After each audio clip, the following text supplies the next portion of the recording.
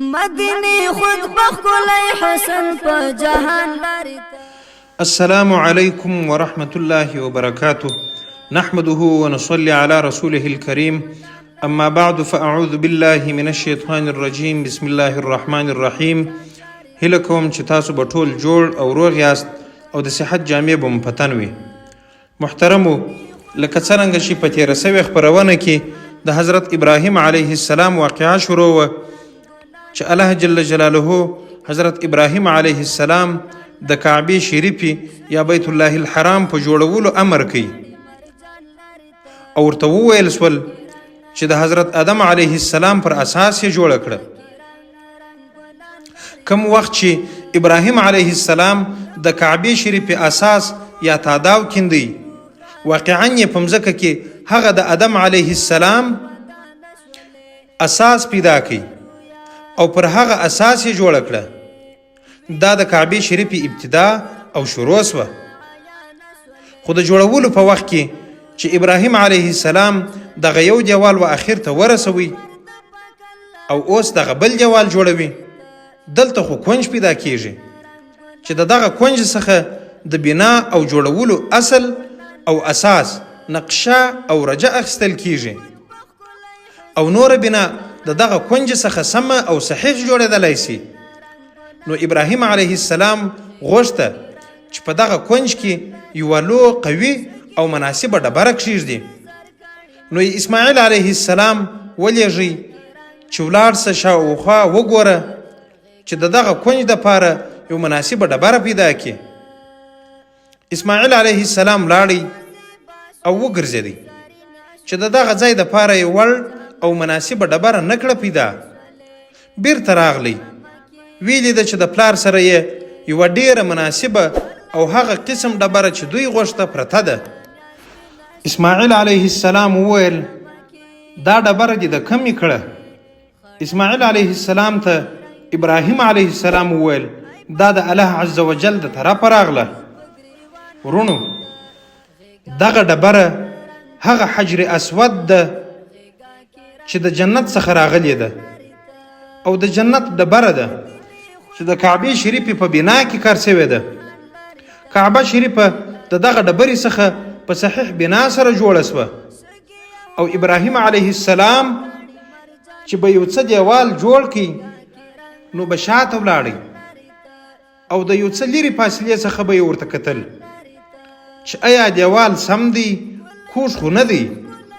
او دلته به ښه وخت ولاړو. فکر به یې وهي، نو ځکه دغه ځای ته مقام ابراهیم ویل کیږي. الله عز وجل د سورة البقره په 155 نمبر آیات کې فرمایي واتخذوا من مقام ابراهیم مصلا، یعنی ای مؤمنانو د ابراهیم علیه السلام د درېدلو ځای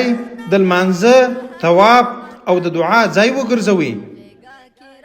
چې دا ځای د کعبې شریفې د صحیح جوړېدلو دپاره د ابراهیم علیه السلام د فکر ځای دی. نو ځکه دغه مقام د کعبې شریفې څخه یو څه لرې واقع دی، ځکه د لرې څخه د دیوال برابري او کوږوالی معلومیږي. همدارنګه مقام ابراهیم و هغه ډبرې ته ویل کیږي چې د کعبې شریفې د جوړولو په وخت کې ابراهیم علیه السلام پر درېدی او په دغه ډبره کې د ابراهیم علیه السلام د پښو نقشې او علامې هم سته او دغه ډبره هم د جنت څخه راوړل شوې ده. اوس چې کعبه شریفه جوړه سوه د ډبرو یوه خونه ده. خلک د عبادت دپاره ولي او څنګه ورته راسي؟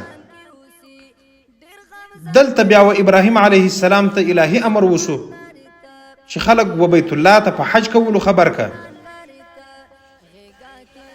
الله عز وجل د سورة الحج په 28 نمبر آیات کې فرمایي وَأَذِنْ فِي النَّاسِ بِالْحَجِّ يَأْتُوكَ رِجَالًا، یعنی په خلکو کې د حج د ادا کولو دپاره غږ وکړه چې تا ته به د هر ځای څخه حجان راسي. ابراهیم علیه السلام وویل الهي زه څنګه کولی سم چې ټول خلک خبر کم؟ زما اواز به ټولو خلکو ته څنګه ورسیږي؟ د الله عز وجل د طرفه ورته وویل سوه یا ابراهیم پر تا نعره ده او پر ما خلکو ته رسول دي ته فقط غږ وکړه دا چې و خلکو ته څنګه رسیږي دا زما کار دی ته فقط په اواز کولو سره مأمور یې نو ابراهیم علیه السلام د عرفات وغره ته ولاړی او لوړ وغره ته وختې په حج کولو یې اواز وکړي چې ای خلکو د بیت الله شریف حج پر تاسو فرض دی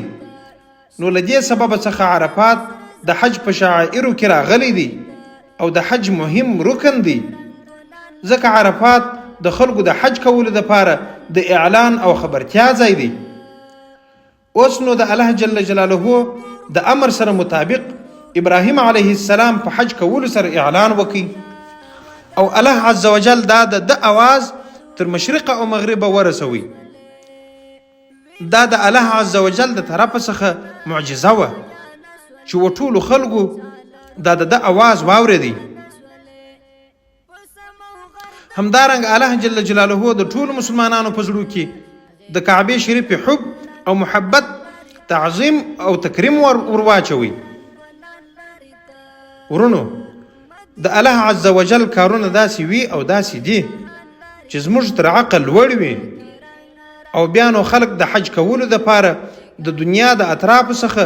خاصتا د جزیرة العرب څخه په ډلو ډلو همیشه ورته راکله حج او د الله عز وجل عبادت به یې کوي هر کال حج کېدی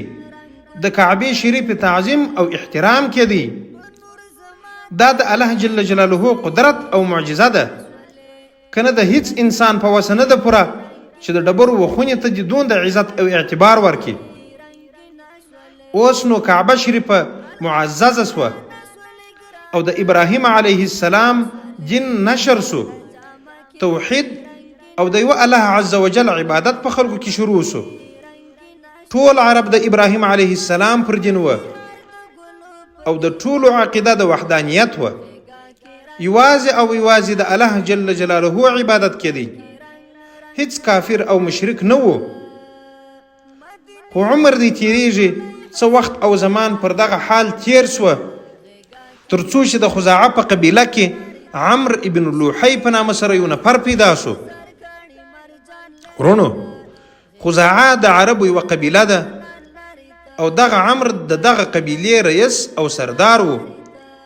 دغه عمرو ابن لوحی د جرحم د قبیلې سره چې پر مکه مکرمه امیران و جنګونه شروع کړه غواړي چې د کعبې شریفې ته والله او د مکې مکرمې امریت ځینې واخلي او د دغه دوه قبیلو په مابینځ کې ډیر لوی جنګ پیښ سو خو په اخر کې د جرحم قبیلې ماته وخوړه او د مکې مکرمې ته والله او امریت د خزاعه د قبیلې لاسته ورغله د دغه جنګو او ماتې په نتیجه کې د جرحم د قبیلې ډیر نفر د مکې مکرمې څخه ووتل او ځینې یې دلته پاته سوه په مکه مکرمه کې یې استوګنه کول مګر کارونه او امریت ټول د خزاعه د قبیلې په لاس کې وه خو کم وخت چې د جرحم قبیله د جنگ په حالت کې په خپله ماته پوه سوه